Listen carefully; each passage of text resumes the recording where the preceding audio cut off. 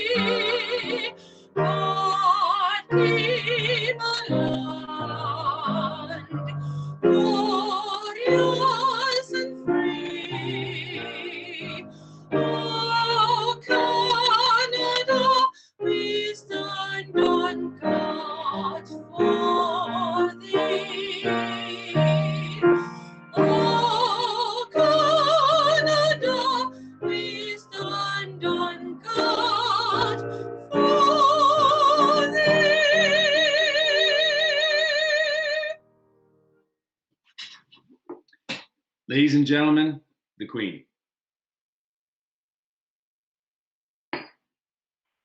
Please be seated. Thank you, Glenn and Brigitte, as always, Rotarians and guests. It is now my pleasure to introduce our head table. I'm pleased to have the following people with me today. Imre Yurga, a Rotarian since 2013, his classification, public sector, senior management. He is a senior manager with Ontario Ministries of Health and Long-Term Care and a member of our transition team. Tony Houghton, Rotarian since 1982, former classification, investment, real estate. He is retired and is our Let's Be Personal speaker for today. Donna Jones Simmons, a Rotarian since 2008. She is retired and is sponsor of our new member, who is Paula Shepard. Paula will be more introduced shortly. Alex Brown, Rotarian since 1984, former classification, laundry equipment distributor. He is retired and is host to our guest speaker, who is Dr. Sharon Cohen. He will be more formally introduced shortly. Ladies and gentlemen, this is our head table. For our virtual meetings, we do not have an official monitor to introduce visiting Rotarians and guests, so I will do the honors. For our visiting Rotarians, thank you so much for doing your makeup at our club. We hope you enjoy today's meeting. To our guests, welcome to our virtual meeting today. Please feel free to contact the office and find out how you may be able to make a difference by joining us. Rotarians, please welcome the visitors in the tradition of our great club. Announcements. You may know this, but in case you do not, you should be aware that these virtual Rotary meetings, if you have your camera on, your video camera on, that you may show up in the YouTube or the Google Meet recordings or the live streaming. If you do not want to appear, please turn off your video. We will not be able to edit you out later. Thank you. We will have our transition talk for members only at the end of today's meeting. Emery Yerga will be presenting our transition committee's tools and mechanism. The meeting for guests will stop at that time. And if any of our guests are on Google Meet or YouTube, you'll be asked to leave the Google meeting and the YouTube streaming will be stopped. Now it's time for our Let's Be Personal speaker. And it's my pleasure to pass things over to Tony Houghton. Over to you, Tony. Thank you, President John. Hello, everyone. Hope you're all doing well and feeling as anxious as I am to be back doing our Rotary thing in a more normal and traditional format. A little background, I joined Rotary in 1982. So almost 40 years ago, long-termer. Believe me, I have not kept a lot of notes on all the things that I've been involved with over that stretch of time. It's hard just trying to remember it all. The one thing consistent has been the classification of investment real estate. From the time I finished at U of T and became employed at my work, it's always been something to do with investments, particularly real estate. I owe my thanks for getting involved with the Rotary Club of Toronto to, this is an appropriate day, to our Michael Morgan, past member Ray Greiner, and a past president, Don Carmen, who was an Oakville neighbor of mine. Becoming involved with the service club was really second nature for me, as I'd been a JC in London, Ontario in the 60s, and then moving back to Oakville, serving on the board with the Big Brothers organization. With some regret, while serving on the Rotary board, we sold our house to a desperate buyer, so Liz and I wound up moving to our recreational farm up in Meaford, not having another house to go to try some country living for a change. But coming off the board, I also missed my chance at being the chair. We lived up there from 2000 to 2009 and then back to Oakville again. But in that 10-year interval, I joined the Rotary Club of Meaford. I also belonged to two clubs all during that time, as I never lost my heart for Rotary Club of Toronto. I served as president of Meaford Rotary back in 2004, 2005. Small town Rotary is very different than what we experience here. Small clubs tend to become a committee of the whole. In Meaford's case, they became responsible for many of the social events and fundraisers in town. Town became dependent on us for the annual fish fry, dedication and maintenance of the harbor pavilion and gardens, and owning and managing two small apartment blocks that had been left to us in an estate. Net revenues were split with the local hospital foundation. All during this time, and I guess looking for more things to do, I also took on the presidency of the local Chamber of Commerce, which needed a rebuild as it had deteriorated to 3 members. A local friend and I had great fun with that. We managed to get a contract from the town council to run the tourism program and could then afford a secretary to run our office. I'm told the membership now is well over 200.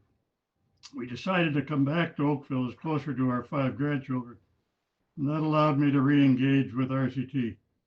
Since being back, my focus has been with the investment side of our charitable foundation, which I chaired back in the year 2000. The fund is significant to our club, as you all know, and a lot of very talented people have contributed to its success since founding in 1951. So many projects conceived by this club have been supported through the foundation. I'm tremendously thankful that I've been able to participate in some of these projects like Camp Enterprise, Lachlan Center, Transition Center at St. Mike's Hospital, and the Youth Employment Center, YES, to name a few.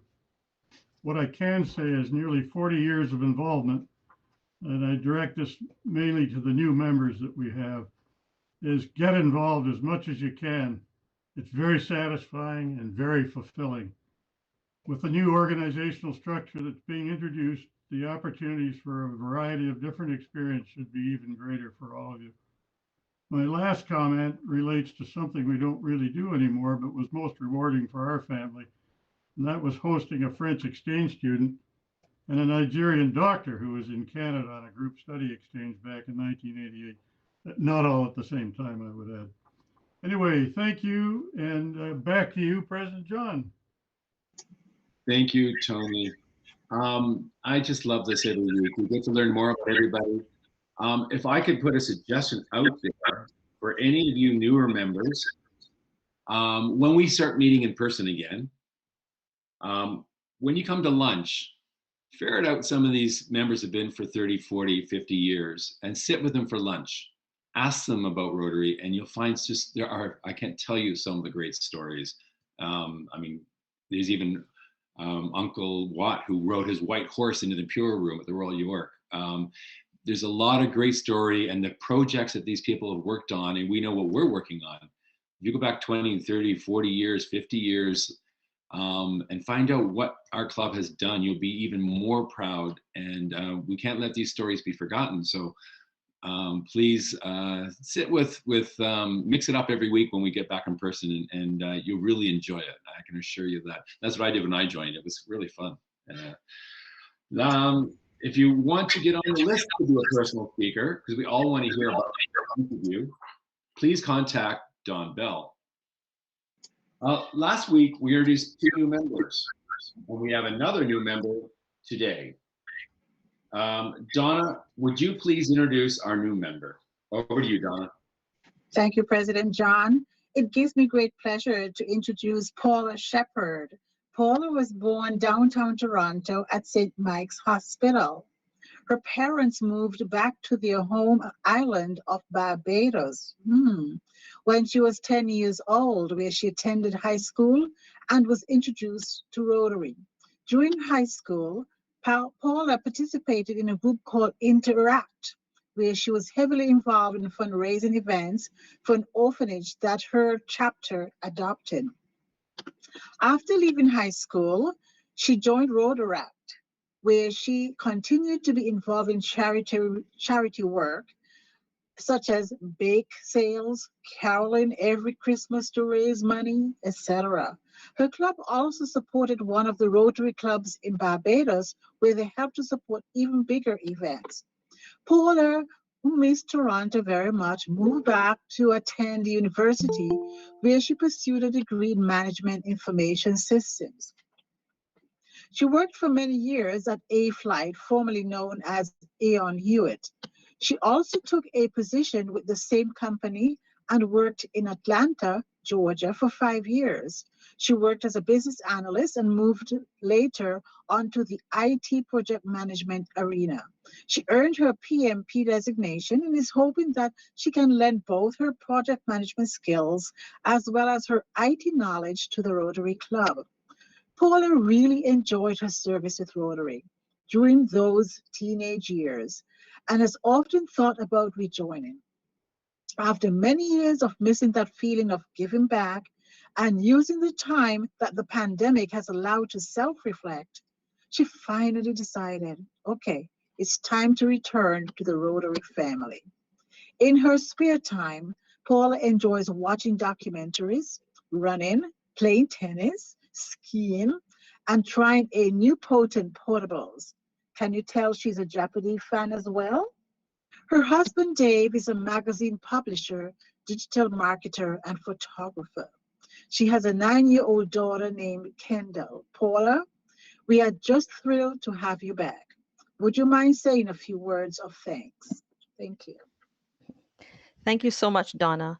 I'd like to thank all of you for allowing me to once again be a part of the Rotary family. From my very first call with Carol up until this very moment, I have felt such a warm welcome back into the club. And I really look forward to meeting more of you and to can't wait to be involved in many of the initiatives coming up that Rotary has planned. So once again, thank you so much. And back to you, President John. Oh, thank you, Paula. Oh, just the name Barbados. I'm just so desperate that I can't get down there this year. I love that island, and I've done many makeups at all three of the Rotary clubs down there. They're great people who do amazing work. Welcome, welcome, and we're gonna have a lot of fun, and I'm glad you chose our club to join. It is now time for our guest speaker. And for an introduction, I would like to pass things over to Alex Brown. Alex, your turn. Thank you, President John. It is my pleasure to introduce everyone to our speaker today, Dr. Sharon Cohen. Sharon is our own homegrown, world-renowned expert in this most important field of Alzheimer's disease and related disorders.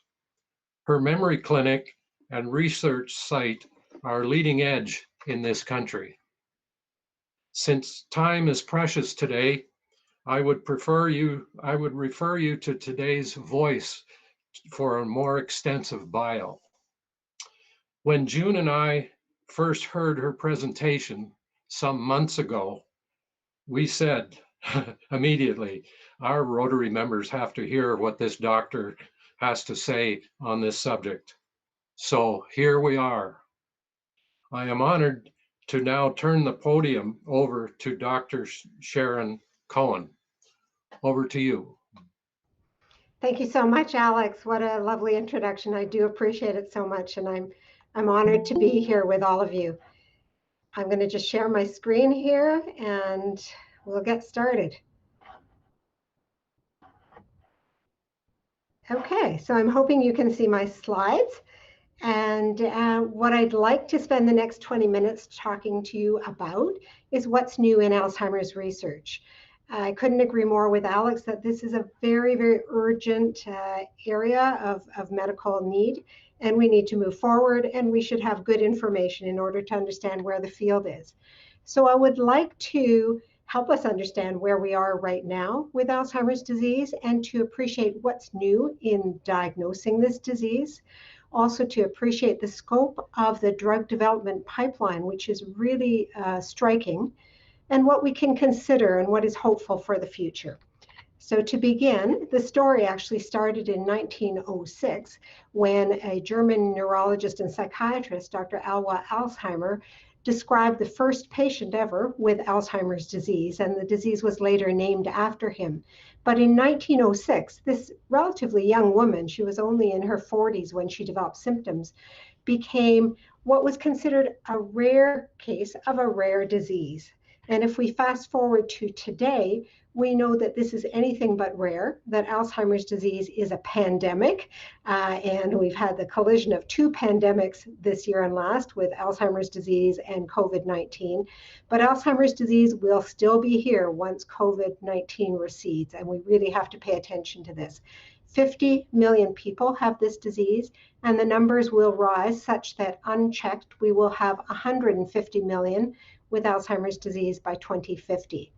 We usually think of this as a disease of seniors, people over the age of 65. However, about 5% of those with Alzheimer's disease develop symptoms at a younger age, even as young as in their 30s. So it is not exclusively a disease of seniors.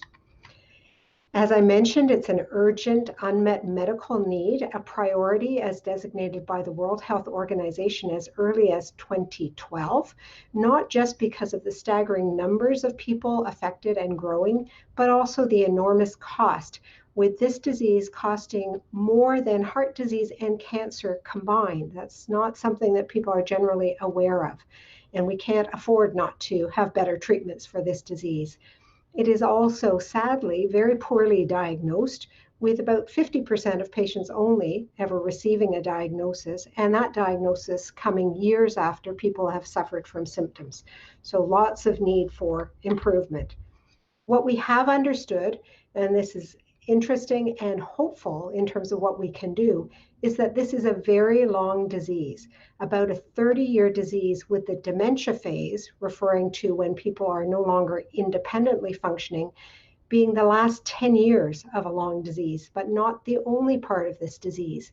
Prior to dementia, there is a 5-year or so period where people have what we call mild cognitive impairment, or MCI. And in this situation, people are aware that memory is not quite right or not what it used to be. We can measure the change in memory on our testing, but individuals are still independent in their day-to-day activities, working, banking, shopping, traveling, driving, all the things that they would normally do. And staying at that mild phase, the longer one can stay in the MCI phase of Alzheimer's disease, the more one can contribute to community, reduce costs and burden to themselves and the healthcare system.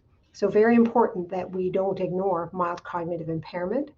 And even before that mild cognitive impairment phase, there is a 15, sometimes 20-year span of changes in the brain specific to Alzheimer's disease that are accumulating and damaging the brain, but not enough yet to cause symptoms. You can think of it as a little bit of a cancer brewing, and it needs to get bigger before symptoms emerge. And here is this hopeful therapeutic window where before people are disabled, we could act if we had the right therapeutics. Throughout this entire process, not just at the dementia stage, two bad actors are at play. One is amyloid protein, and the other is a protein called tau. And you can see in this microscope section, this is what Dr. Alzheimer would have seen in 1906 at autopsy, looking under a microscope at his first patient's brain. Amyloid plaques, that smudgy brown stuff, and tau, the sort of dashed black lines. Now, the idea that you can only diagnose this disease at autopsy came about because of what Dr. Alzheimer saw. And the brain at late stage would be shrunken. Millions of brain cells would be gone in advanced stages of Alzheimer's disease. However, now we have PET tracers for PET amyloid scans that can actually see amyloid in the living person, and not just at the dementia phase, but through all phases, even the pre-symptomatic phase of the disease. So again, using the cancer analogy, now we can detect the very beginning, the early seeds of Alzheimer's disease before people even have symptoms or when they are very mild in their disease. Now, not everybody, not every memory clinic, and certainly family doctors are not offering PET amyloid scans, but at a specialized memory clinic like ours, we can obtain these.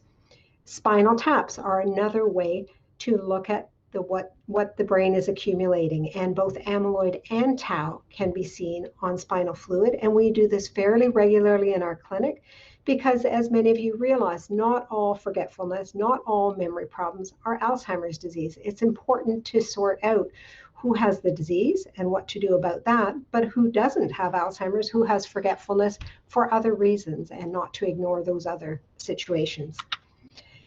In the future, the very near future, we will have blood tests, so people won't have to go for expensive scans or have spinal taps. And the first blood test to diagnose Alzheimer's disease was actually released in the US in October of 2020. And other blood tests, more elaborate blood tests, will be coming in the next 1 to 2 years for diagnosis. A retinal scan is also on the horizon, so that ophthalmologists and optometrists, when they look at the back of the eye, they can take a picture with a special camera that can see the amyloid in the brain, because the back of the eye is actually the front of the brain. So fascinating technology which will make diagnosis easier, more accurate, earlier, less expensive, and more accessible. And what about genetic risk? We're all at risk for different diseases. Some of us know our risk for heart disease and for cancer. Other diseases we don't think of being able to assess risk. Well, there are some genetic factors that make one more prone or less prone to develop Alzheimer's disease. And the ApoE gene, a particular variant called ApoE4, is the most active of the risk genes for Alzheimer's disease, although there are about 20 of these genes. And with a simple cheek swab in our clinic, at no charge to individuals, we can actually assess whether one has a risk gene, ApoE4, 1 or 2 copies. And you can see from this slide that risk goes up from 3-fold over the general population if you have 1 copy, to 10-fold greater increased risk of developing Alzheimer's with 2 copies. Very simple procedure, and Kathy Barrick stepped forward to try and lead by example as the CEO of the Alzheimer's Society of Ontario. She wanted people to know this is easy, this is a good thing if you're inclined to know about your health and want to take some action. And so do people want to know that they might have a risk gene? Well, yes, they do. And we're always blown away at Toronto Memory Program by how many people come forward and ask, can I have that test? It allows people to plan for the future. It also can provide good news. You know, maybe you don't have an ApoE4 and you're at lower risk, but if you're at higher risk, what the research has shown is that people tend to take better care of themselves. They adopt lifestyle strategies that are protective to brain, and they seek out clinical trials which allow for Alzheimer's treatment or prevention. And yes, we do have prevention trials now. That's different than a few years ago. Why do we need research? Well, not just to improve diagnostics, but also because the current medicines approved for Alzheimer's disease have been around for a long time, and they are not enough. They offer only modest benefit to symptoms, so not nothing, but modest benefit and symptoms only. They don't slow down the underlying brain changes or prevent brain cells from dying. They are only approved for the dementia stage, so they don't work proactively at this mild cognitive impairment stage. And we've had no new treatments in 17 years, no new drugs approved for Alzheimer's. So that's really behind oncology, cardiovascular disease, and many other areas of medicine. So we're due for a breakthrough, and the field has not been silent in these 17 years. Behind the scenes, there has been a huge amount of drug development work. And new hope is emerging as some of these compounds that have been under study for many years are now coming into fruition at phase 3 study. The drugs are more sophisticated, the study designs are more sophisticated, and also the investment in Alzheimer's research has increased dramatically. What I'm showing you is the most up-to-date current Alzheimer's disease drug development pipeline. It's a busy slide, don't let it scare you. I'll walk you through it. The 3 concentric circles are phase 1, phase 2, and the inner circle, phase 3 of drug development. And many of us who've been following what's happening with COVID vaccines understand that drug development goes through phase 1, 2, and 3. And if you have a successful drug in phase 3, then you can apply to regulators to license the drug for marketing. So what you see here in the Alzheimer's pipeline is that we have over 100, it's actually about 126 unique compounds under development. And the color coding refers to different mechanisms of action of these drugs. So the red deal with removing amyloid from the brain, the blue deal with removing tau or stopping tau from spreading from one brain cell to another. The yellow compounds are compounds that influence the immune system to contain Alzheimer's disease, and other colors represent other mechanisms of action. So what you see is we're not putting our hopes all in one basket. There are multiple drugs at different stages of development that tackle different aspects of the Alzheimer's disease changes in the brain. And it may be that we need a combination, just the way we have a cocktail with cancer chemotherapy or other complicated diseases. Even treating diabetes, we usually use more than one medicine to target different aspects of the disease.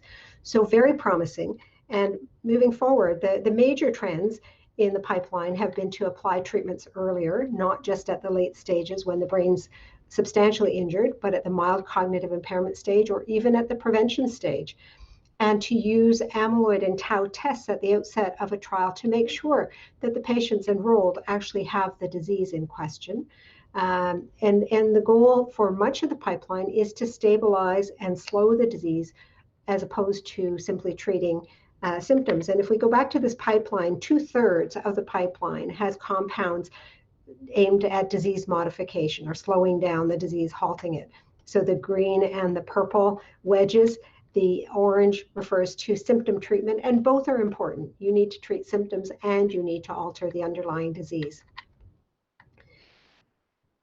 So another thing that's unique and very hopeful about the drug development pipeline is that we have trials not just at the dementia stage, but also many, many trials at the mild cognitive impairment stage and several important major multinational trials at the prevention stage in the preclinical or pre-symptomatic stage of the disease.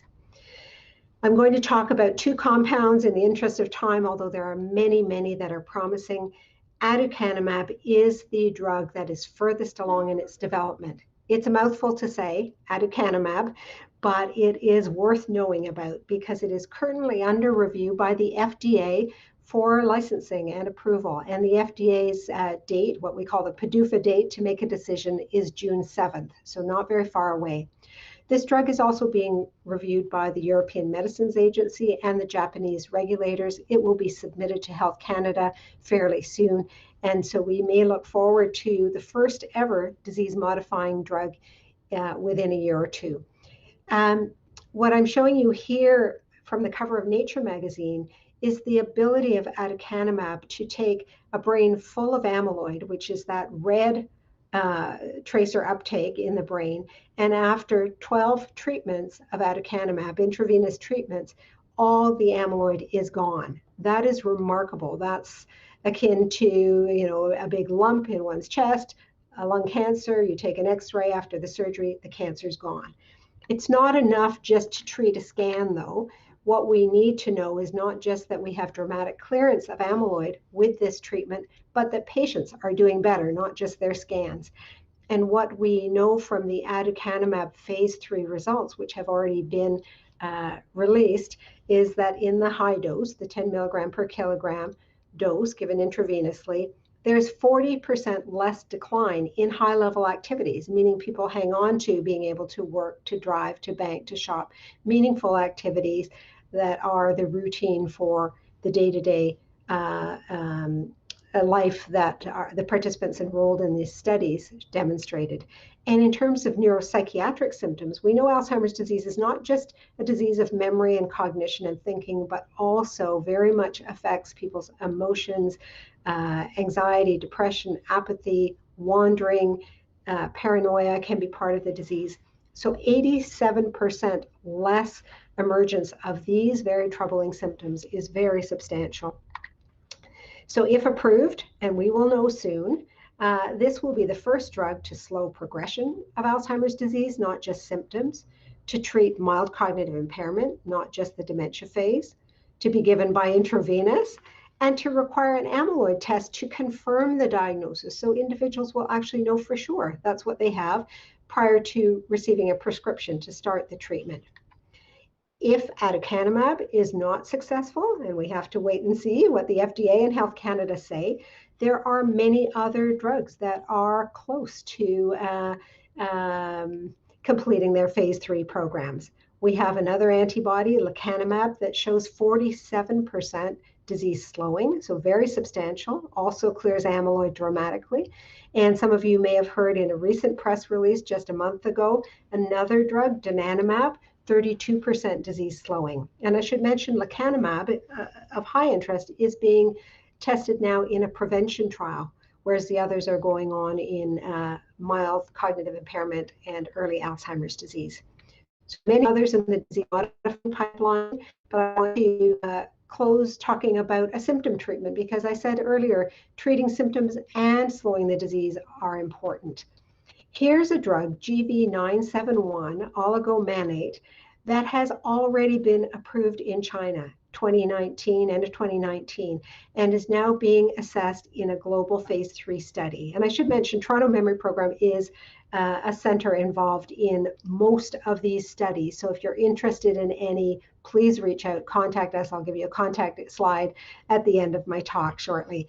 But this compound comes from seaweed. It's a purified plant extract from brown seaweed, and it alters the gut bacterial composition such that it is non-inflammatory, and that switches the brain to a non-inflamed, non-inflammatory state. So inflammation is also part of Alzheimer's disease, and what the Chinese phase 3 study showed was that a more rapid onset of symptom benefit within 4 weeks, not the 3 months that we get with our Aricept-like drugs, but within 4 weeks, we see benefit of a greater magnitude and a longer duration of symptom control than what we're used to with currently marketed drugs. So if anybody's interested in this, we are actively involved. So don't doubt progress in Alzheimer's disease. We can all help accelerate it. People who know the disease close up, and unfortunately, that's many of us, but people do want to be involved. So join a registry, contact us to have a cheek swab, have a baseline memory test, think about joining a trial if that makes sense for you, and take care of your brain. And what we're doing today together, learning together, is part of Brain Healthy Lifestyle. So new information, thinking about it, socializing. That's the end of my talk, and we all have a role to play, and I'm delighted to be here with you today. And of course, we're all thinking about next generations, and we don't want them to have to worry about this bad disease. Here's my last slide. This is a quick contact slide of two wonderful people I work with. Justine is actually on the meeting call today, and you can phone us or email us. And I'll stop sharing my slide, and back to you, President John, for Q&A. Thank you so much, Dr. Cohen. Just incredible information. So you do take volunteers to do these studies, and I always wondered how that comes about. Do people volunteer, or and how groups like you get their people to do these studies? Absolutely. Yeah, so people can contact us directly. They don't need a referral to our memory clinic. We do like to keep people's family doctors involved and aware of what we're doing, but that's at the discretion of the participants, how much they want us to communicate with their other healthcare providers. Regardless of potential or actually having Alzheimer's, are there things that people in their 30s or 50s or 60s can do just for general brain health, whether diet or exercise, or like everything else, or is there special things? Yeah, we do think starting early makes a difference. So, if somebody is going to develop Alzheimer's disease symptoms in their 70s, the disease is already taking hold in their 50s. So if we're thinking prevention, yeah, throughout the lifespan, in your 30s, whatever, never too early to start. And the kinds of lifestyle strategies that are particularly helpful to the brain are physical exercise, not just because the heart pumps better and circulation is better, but physical exercise actually stimulates chemicals in the brain that help with brain cell growth and repair. So that's one. A daily walk is worthwhile for the brain itself. Being cognitively engaged, and if you like crosswords and Sudoku, that's great. But as I mentioned, doing things where you're stretching your knowledge, you're interacting with others, lectures, music, journal clubs, all these things are great. And then making sure you're getting enough sleep. So good quality and quantity of sleep, and that's sometimes easier said than done. But sleep should not be ignored, because during sleep we actually clear amyloid from the brain, as there are channels that magically open up and amyloid and other toxins are cleared. Very important to brain health. And finally, controlling vascular risk factors. So if you have diabetes or high blood pressure or high cholesterol, all of these things, these are independent risk factors for Alzheimer's disease, not just heart disease and stroke. So important to attend to those. Yeah, those are some of the main components. Dietary pattern, also very important. Try to avoid red meat, animal fat, high sugar, and high fat diets. Excellent. Great advice. It's funny is that just works for cancer and so many other heart disease. Looking after your body seems to be the basic for everything, isn't it? Exercise and diet, sleep. Are there any side effects from taking aducanumab? Good. Pretty good, aducanumab. So with aducanumab, there can be side effects. They are something we are able to monitor for and to manage. And so when you use antibodies to draw amyloid out of the brain, you can get some temporary swelling in the brain that is a finding we see on an MRI scan. It is almost always without symptoms. So if we didn't do scans, we wouldn't know it's happening. When symptoms do arise, perhaps a headache, dizziness, they are short-lived, they resolve, and the scan finding, the swelling on the scan also resolves. So we monitor with MRIs. So if the drug's approved, people will periodically have monitoring with MRI scans. Wow, that's as Canadians, are we sort of on the forefront? Are we in the middle, or how are we in terms of research and actively looking after this disease? Where do we rank sort of in the pack? Yeah, that's a great question. So we have fewer research sites in Canada than in the US, for example, but we have high quality research sites. So we are definitely one of the go-to sites internationally for these clinical trials. So we have these options at selected centers across the country. In terms of our national preparedness, let's say aducanumab was approved tomorrow, would we be ready to diagnose and deliver this therapy to all of the people who deserve to be on it? The answer is no. We are not too different from other countries. No country is ready, but there is a big initiative right now to see where the bottlenecks would be. One problem would be early diagnosis. We don't want people waiting on wait lists. People are going to come forward and say, is this the drug for me? And you need enough neurologists to make a decision. You also need to have an amyloid test. Is that going to be a blood test, a PET scan, a spinal tap? And if you're giving a drug by infusion, you need infusion centers. It's not as simple as taking a pill every day. So there are some real challenges. I think that there are enough Canadians on steering committees working on these that we will be able to do a good job. Well, I would think if the earlier, like cancer or anything else, the earlier that you diagnose something, the sooner you can treat it, and then you won't have more expensive, more uncomfortable treatments down the road because you didn't notice it, right? Yeah, President John, you understand this so well. I mean, we really can't afford not to treat this, because if you can catch it early and you can keep people at home, not institutionalized, good quality of life, contributing to family and society, which is what one can do at the early stages of Alzheimer's disease, then not only is that good from a human standpoint, humanistic standpoint, but in terms of cost, you have really deferred and may never have the institutionalization types of costs for these individuals. Wow. Like so many other diseases that in the past were whispered or something, do you also find that with Alzheimer's, there's a lot of pride and embarrassment, and people are afraid to come out, either to look for it or to actually say they actually do have it? There is a great deal of stigma, sadly. And, we had this with cancer not too many years ago, with depression not too many years ago. Once we have a substantial treatment, I think people will come forward. The stigma is real. And, we need to do work both at the community level and at the physician level. Physicians need to pay attention to people when they do come forward and say, I'm forgetful, and not just brush it off and say, well, what do you expect for being 70, or there's nothing we can do for you. They need to take a proper history and be able to refer on to a specialized clinic.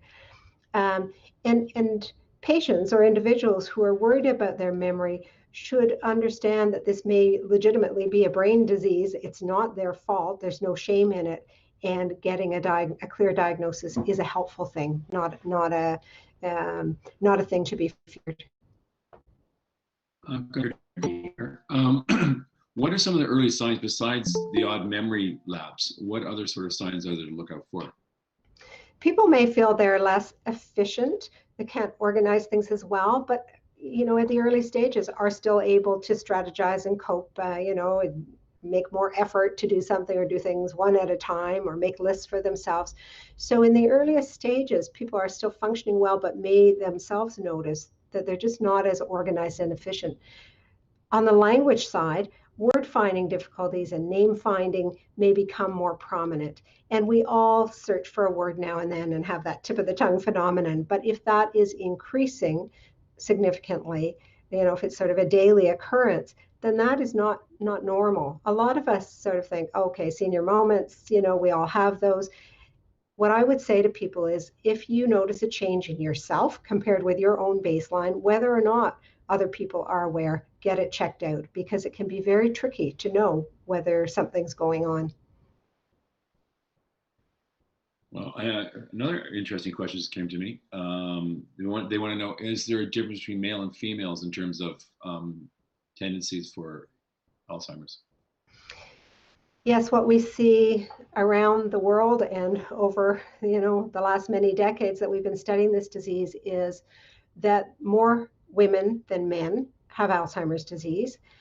And, is this genetically determined, hormonally determined, or is there a portion of this that is lifestyle related? Have women had the same educational opportunities, the same opportunities for cognitive engagement and stimulation through the lifespan? We know in some countries the answer is clearly they haven't. So, and are women treated differently in terms of anxiety and depression, and more of the drugs prescribed to them that can depress memory? So it's a complicated situation, but absolutely clear is the answer that there are more women than men with Alzheimer's disease, and probably multifactorial. The main reason that is touted is that women live longer, and this is an age-related, not age-caused, but age-related disease. So the longer you live, the more likely to have Alzheimer's. So that's a true but maybe too simple answer. Excellent. Well, I think I'm just check both little. Yeah, those are the end of questions I have, or any of my questions. Sharon, sorry, Dr. Cohen, I want to thank you so much for speaking to us today. This is, I know when I was on program committee, when this was first proposed, this is such a timely and important topic. And like everything else with health, the more that we learn, the more that we know, the more we can be armed. And whether we're looking after parents, partners, ourselves, or unfortunately children, more armed we are, the better we can deal with it. And you presented it so calmly and understandably, and thank you so much. I appreciate it, as I'm sure everyone watching. Today, a donation has been made in your honor, sorry, forgetfulness, to Sunshine Centers for Seniors. Sunshine Centers for Seniors is a non-profit organization providing social, recreational, and health promotion programs to seniors in the Greater Toronto Area. The programs focus predominantly on supporting seniors living in poverty, newcomers, seniors living with disabilities, and LGBTQ2S seniors. This donation is conducted in partnership with the Rotary Club of Toronto Senior Citizens Committee. Thank you so much, Dr. Cohen. Thank you, President John, and all of you for your wonderful work and generous donation. I'm really honored. Keep up the good work. Take care. Thank you. Well, we're getting near the end, so just looks like a beautiful sunny day, and I know we're all getting claustrophobic and COVID phobic, but go outside and enjoy this beautiful weather that we have, and make the best of it. I just got a text during here that my stepmom got her vaccine. Everyone's getting their vaccine, so slowly we're getting there. I want everyone to really enjoy as best they can this gorgeous sunshine and be happy. Next week,